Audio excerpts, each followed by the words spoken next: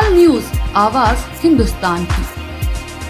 ताज की नगरी आगरा तैयार है एक ऐतिहासिक मेहमान नवाजी के लिए। 23 अप्रैल को अमेरिका के उपराष्ट्रपति जेम्स डेविड वेंस यानी जेडी वेंस आगरा आ रहे हैं। उनके भव्य स्वागत के लिए आगरा में तैयारियां शुरू हो गई हैं। सांस्कृतिक रंग, देशभक्ति की तरंग और भारत अमेरिका की दोस्ती का उत्सव। 23 अप्रैल को जब खेरिया एयरपोर्ट पर अमेरिका के उपराष्ट्रपति जेडी वेंस कदम रखेंगे तो उनका भव्य स्वागत तय है। उनकी पत्नी उषा, 3 बच्चे इवान, विवेक और मीराबेल और अमेरिकी प्रशासन के कई आला अधिकारी इस मौके पर उनके साथ होंगे। सीएम योगी आदित्यनाथ खुद खेरिया एयरपोर्ट पर उन्हें रिसीव कर सकते हैं। हालांकि मुख्यमंत्री का अंतिम कार्यक्रम 1, 2, 3 में तय होगा, लेकिन प्रशासनिक स्तर पर तैयारियां जोरों पर है। एयरपोर्ट से शिल्पग्राम तक करीब 12 किलोमीटर लंबे रूट पर अभूतपूर्व स्वागत होगा। दोनों ओर खड़े लगभग 5000 स्कूली बच्चे हाथों में तिरंगा और अमेरिका का झंडा थामे अतिथियों का स्वागत करेंगे।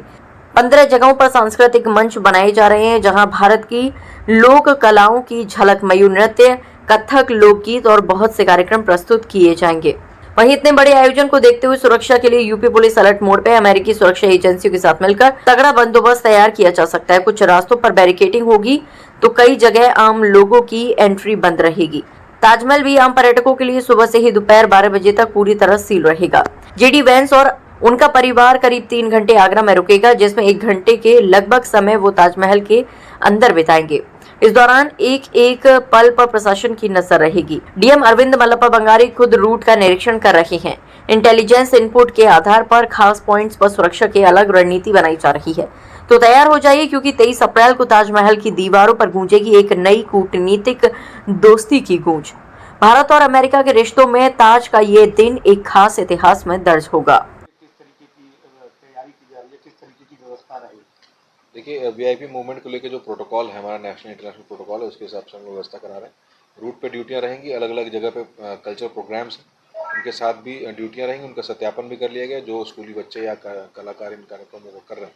इसके अलावा रूट को क्लियर रखा जाएगा, अलग अलग कट्स पर ड्यूटी लगाई जाएगी। जो ताजमहल है वहाँ पर CISF और ASI के साथ मिलकर के मीटिंग भी कर ली गई है, तो वहाँ पूरी व्यवस्था रहेगी। पुलिस उसमें सपोर्टिंग रोल में रहेगी।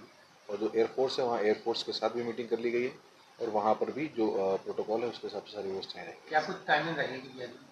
देखिए, ताजमहल उस दिन सुबह से बंद रहेगा, ऐसा ASI के द्वारा कंफर्म किया गया है। और इसके अतिरिक्त टाइमिंग आप ये मान के चलिए कि सेकंड हाफ में ही ताजमहल खुल पाएगा।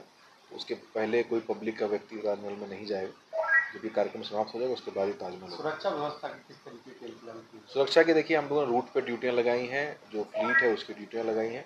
इसके अलावा जो एस चेक होता है हर व्यक्ति का, एस चेक किया जाएगा। BDDS और bomb squad, anti drone teams, ये सारी टीम्स डिप्लॉय की गई हैं। जो आगरा में उपलब्ध है वो यहीं से हम कर रहे हैं। अन्यथा फोर्स, इक्विपमेंट्स और बाकी सारी चीज़ों की, anti mines team, anti drone team की मांग कर ली गई है। और ये कल इसकी कोर्स की ब्रीफिंग भी है और रिहर्सल भी किया जाएगा। उसके बाद परसों ये प्रोग्राम होगा। ठीक है।